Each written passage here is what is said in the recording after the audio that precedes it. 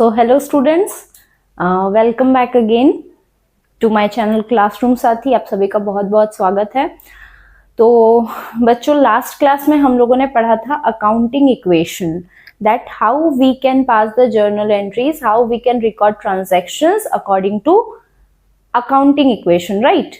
So today we will learn that how to pass journal entries on the proper format of journal and by using the golden rules of accounting.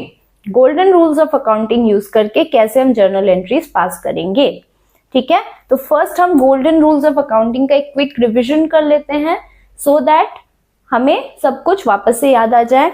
तो चलिए let's begin. तो golden rules of accounting के according there are 3 accounts, right. First is personal account, real account and last is nominal account. Okay, so personal account. So as per the personal account, we know that debit is the receiver and credit is the giver. Debit उस personal account को करेंगे जो receive करेगा और credit उसे करेंगे जो giver होगा यानी देगा। According to real account, real account के according debit what comes in and credit what goes out, right. Real account के अकॉर्डिंग जो आएगा वो डेबिट, जो जाएगा वो क्रेडिट। नॉमिनल अकाउंट, डेबिट क्या करेंगे बच्चों, डेबिट करेंगे सारे एक्सपेंसेस एंड लॉसेस को, और क्रेडिट हम किसे करते हैं, एक्सपेंसेस का उल्टा क्या होता है, प्रॉफिट होता है।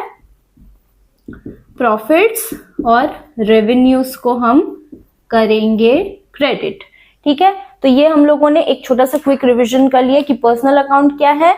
तो पर्सनल अकाउंट के अकॉर्डिंग डेबिट के कौन सा होगा, तो डेबिट रिसीवर होगा और क्रेडिट कौन होगा, क्रेडिट हमारा गिवर होगा।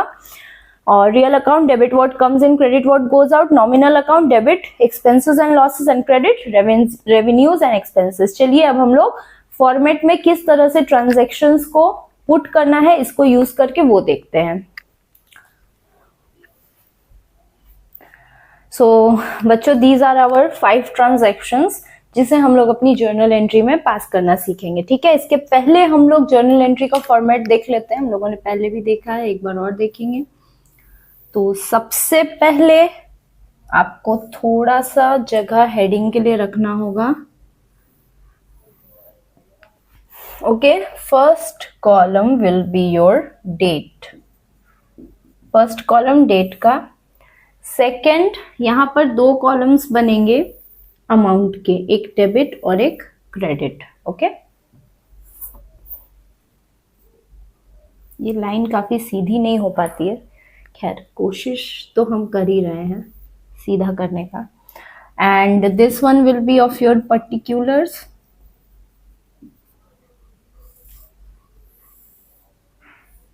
ये है हमारा लेजर फोलियो LF। जैसा कि मैंने बताया था, जर्नल को लेजर से कनेक्ट करने के लिए इसका यूज करते हैं। ये है debit amount which is in rupees और ये है credit amount which is in rupees. Okay, चलो we'll pass the journal entries. और हम सबसे पहले यहाँ लिख देंगे जर्नल, और किसका जर्नल है, कौन सी कंपनी का जर्नल है उसका नाम लिख देते हैं। In the books of measures Saroj mart. Saroj mart जो है वो कंपनी है, इसका जर्नल हम बना रहे हैं, ठीक है। तो बच्चों, फर्स्ट ट्रांजैक्शन जो है वो 2024 सितंबर 1 का है। इस तरह इस फॉर्मेट में भी आप डेट दे सकते हैं। इसमें आपको एक सुविधा क्या होगा, इस फॉर्मेट में अगर आप देते हैं तो आपको सिर्फ एक ही बार ईयर लिखना है और डेट जो है वो आप मंथ को कॉमा कॉमा करके हम लोग कर सकते हैं और यहाँ सिर्फ डेट हमें अल्टर करना होगा, चेंज करना होगा। तो first is business started with cash ₹1,50,000, right. तो 1,50,000 का हम लोगों ने बिजनेस स्टार्ट किया, कैश लगाया। तो हमें पहले दो अकाउंट ढूंढना है कि कौन से दो अकाउंट्स इसमें इन्वॉल्व हैं। पहला तो हमें दिख रहा है कैश, फिर हम बिजनेस में कैपिटल लगा रहे हैं तो बिजनेस का कैपिटल बढ़ रहा है, तो एक कैश है दूसरा कैपिटल है, ठीक है। हमें पता है कि कैश क्या है, कौन सा अकाउंट है, हम लोगों ने प्रीवियस अपने कंसेप्चुअल क्लासेस में पढ़ा है cash is a real account, ठीक है। तो जब बिजनेस में हम कैश डालेंगे तो कैश बढ़ेगा, तो बिजनेस के लिए cash comes in. If cash comes in then cash will be debit because according to real account debit what comes in, so cash account will be debit. Okay, इस तरह से हम लिखेंगे। और जो क्रेडिट है उसको जर्नल में 2 लिखा जाता है, 2 के फॉर्मेट में लिखा जाता है। 2 जो होगा वो क्रेडिट होगा, क्रेडिट हम मेंशन नहीं करेंगे। क्रेडिट क्या होगा, हमारा कैपिटल ऑटोमेटिकली क्रेडिट हो जाएगा क्योंकि हमारा कैपिटल इंक्रीज हो रहा है और कैपिटल लाइबिलिटी है, तो जो इंक्रीज होता है लाइबिलिटी वो हमेशा क्रेडिट होता है। दोनों अमाउंट हम लोग लिख देंगे 1,50,000 डेबिट क्रेडिट हो गया। यहाँ पे एक छोटा सा नरेशन लिखेंगे, बीइंग कैश इंट्रोड्यूस्ड, हो गया। अब इसको हम लोग अलग कर देते हैं, ये इस एक फर्स्ट एंट्री हो गई हमारी। Second entry will be on date of 2 September, right. Goods purchased from Ram ₹36,000। Ram से हम लोगों ने गुड्स परचेस किया है, कितने का भाई, तो 36,000 का। यहाँ पे कुछ भी मेंशन्ड नहीं है कि ये कैश पे है या क्रेडिट में है। कभी भी इस तरह से चीजें लिखी हों तो हम लोग इसको क्रेडिट अज्यूम करते हैं। अगर नाम दिया हो और आपको नहीं बताया हो कि वहां पर कैश है या क्रेडिट है तो हमेशा उसको क्रेडिट हम लोग अज्यूम करते हैं। और अगर कैश होगा तो वहां पर नाम नहीं दिया रहेगा, क्रेडिटर का नाम नहीं दिया रहेगा, डेटर का नाम नहीं दिया रहेगा। चूंकि नाम दिया इसीलिए हम लोग इसको क्रेडिट समझेंगे। गुड्स परचेस्ड फ्रॉम राम, तो यहाँ पे 2 अकाउंट्स इन्वॉल्व है, एक तो है राम और दूसरा है परचेज, ठीक है। हमें पता है परचेज, ठीक है। Ram is a personal account, okay. तो राम क्या है, रिसीवर है या गिवर है, परचेस कर रहे हैं हम लोग राम से, तो राम तो गिवर हो गया। राम गिवर हो गया तो राम तो क्रेडिट होना चाहिए क्योंकि according to personal account credit क्या होता है, क्रेडिट होता है हमारा गिवर, तो राम तो हमारा गिवर है तो इसीलिए हम लोग उसको क्रेडिट कर दिए। तो दूसरा अकाउंट तो ऑटोमेटिकली हमें पता है कि डेबिट हो जाएगा, लेकिन ये डेबिट हो क्यों रहा है, परचेस डेबिट हो क्यों रहा है, परचेस इसलिए डेबिट हो रहा है क्योंकि परचेस यहाँ पर क्या है, रियल अकाउंट है। परचेस रियल अकाउंट है और हमें पता है कि हमारा गुड्स क्या हो रहा है, हमारे बिजनेस में आ रहा है, तो जो कुछ भी कम्स इन होता है अकॉर्डिंग टू रियल अकाउंट वो डेबिट होता है, तो इसीलिए हमारा परचेस क्या हो गया, डेबिट। हम थोड़ा सा इलैबोरेट करके समझाने की कोशिश कर रहे हैं क्योंकि ये आपका फर्स्ट क्लास है, ठीक है। प्रीवियस अगले क्लासेस में आपको इतना शायद एक्सप्लेनेशन की जरूरत ना हो, आप बहुत कुछ सीख जाओगे, है ना।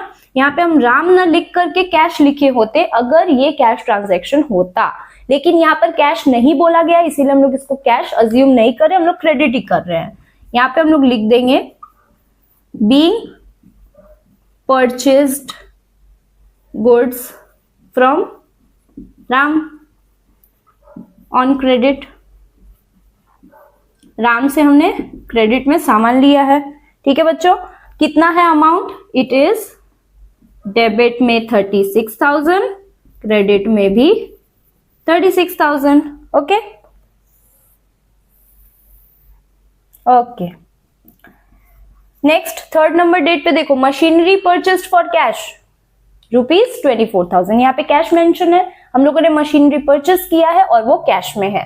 तो यहाँ पर भी क्या हो रहा है बच्चों, यहाँ पे थर्ड डेट पे जो है, थर्ड नंबर मतलब दैट इज थर्ड डेट, तो थर्ड डेट पे 2 अकाउंट्स इन्वॉल्व है, एक तो है मशीनरी और दूसरा है कैश। मशीनरी क्या है, हमारा एसेट है, हमारा एसेट है।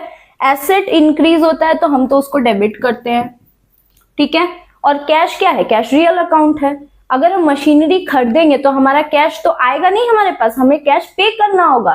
Cash goes out, cash goes out, that means cash will be credit, cash will be credit. So machinery account debit to cash will be our journal entry. Pass the journal entry, machinery account debit to cash account. ये हमारा journal entry हो गया। क्यों? क्योंकि machinery हमने purchase किया, machinery हमारे पास आया है, मशीनरी एसेट है और वो इंक्रीज करने पे डेबिट होता है। कैश रियल अकाउंट है, हमने मशीनरी परचेस किया, हमारा कैश जो है वो गया, इसीलिए कैश जो हो गया वो क्रेडिट। और जो क्रेडिट होता है वो जर्नल में हम लोग टू कहकर लिखते हैं ना। तो being purchased machinery on cash.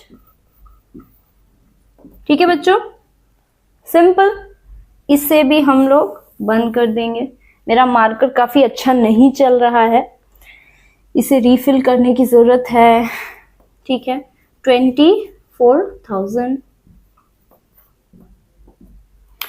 Refill किया गया है, बट फिर भी काफी लो चल रहा है, फिर से रीफिल करने की जरूरत है। ठीक है, तो नंबर 4th डेट पर क्या हुआ है देखते हैं। Goods purchased to Priya on credit, goods sold to Priya on credit ₹16,000। हमने प्रिया को गुड्स बेचे हैं, प्रिया को गुड्स बेच दिए हैं, और यहाँ पर बोल भी दिया है कि क्रेडिट पे बेचा है हम लोगों ने, मतलब उसने हमसे क्रेडिट में चीजें ली हैं। ओके, वो हमारी हुई डेटर्स। डेटर्स क्या होता है? एसेट होता है ना। सॉरी, डेटर्स करेंट एसेट्स होता है, फिक्स्ड एसेट्स नहीं। तो एसेट जब बढ़ता है, डेटर बढ़ रहा है, तो एसेट जब बढ़ता है तो क्या होता है बच्चों? वो एक तो पहले प्रिया है जिसने पैसे दिए नहीं, और हमने उसे गुड्स सोल्ड किया। तो जब भी परचेस की बात आती है तो परचेजेस आता है, और सेल्स, जब गुड्स सोल्ड होता है तो उसे गुड्स ना बोल के हम सेल्स कहते हैं। जब परचेस्ड होता है गुड्स तो उसे गुड्स ना बोल के हम लोग परचेजेस बोलते हैं। तो सिमिलरली यहाँ पे भी सेल्स आएगा, सेल्स और प्रिया। तो प्रिया डेटर्स है, वो बढ़ गया है हमारा करंट एसेट्स, तो उसको डेबिट कर दिया हमने। और सेल्स क्या है? सेल्स तो हमारा रियल अकाउंट है। हाँ, सेल्स हमारा रियल अकाउंट है। तो सेल्स क्या है? जा रहा है, हमारा गुड्स जा रहा है, तो credit what goes out according to real account, so this will be our credit. Okay, so our journal entry will be Priya account debit to sales account। यहां पर हम लिख देंगे being goods sold to Priya on credit. कितना है amount बच्चों? 16,000 लिख दिया हम लोगों ने। ये आपको प्रैक्टिस करते करते और भी बहुत ज्यादा क्लियर हो जाएगा कि किस तरह से हमें जर्नल एंट्रीज पास करना है। शुरू में नया लगेगा, to recognise the accounts, to classify it, कि उसमें कौन सा पर्टिकुलर रूल लगाएंगे, वो डेबिट होगा कि क्रेडिट होगा, उसे लिखना। थोड़ा सा प्रैक्टिस करने पे ये सब कुछ बहुत ही आसान हो जाएगा आपके लिए। हो गया। लास्ट हमारा 5th डेट पर क्या है? ट्रांजैक्शन देखेंगे। पेड रेंट ₹14,000, रेंट पे किया हम लोगों ने। तो हमारे पास दो अकाउंट है, एक तो भाई हमने पे किया है रेंट, और दूसरा किस में पे किया है? तो कैश में ही तो पे करेंगे, यहाँ पे तो कुछ और बोला नहीं है। रेंट ड्यू रहता तो दैट इज अनदर थिंग, तो रेंट ड्यू लिखते। पेड रेंट, हमने रेंट पे कर दिया। ठीक है, अब आप लोग मुझे बताइए, रेंट क्या हमारा एक्सपेंस है कि हमारा प्रॉफिट है? हमने तो रेंट पे करा है, तो जाहिर सी बात है रेंट हमारा एक्सपेंस है, इसमें नॉमिनल अकाउंट लागू होगा। एक्सपेंसेस क्या होता है? डेबिट, है ना। तो रेंट हमारा हो गया डेबिट, और कैश तो हमेशा की तरह रियल अकाउंट है। कैश गया है, कैश गोज आउट, तो ये क्या हो जाएगा? क्रेडिट। तो हमारा ट्रांजैक्शन है rent account debit to cash account. Very simple, being rent paid. Okay, कितना अमाउंट होगा बच्चों? 14,000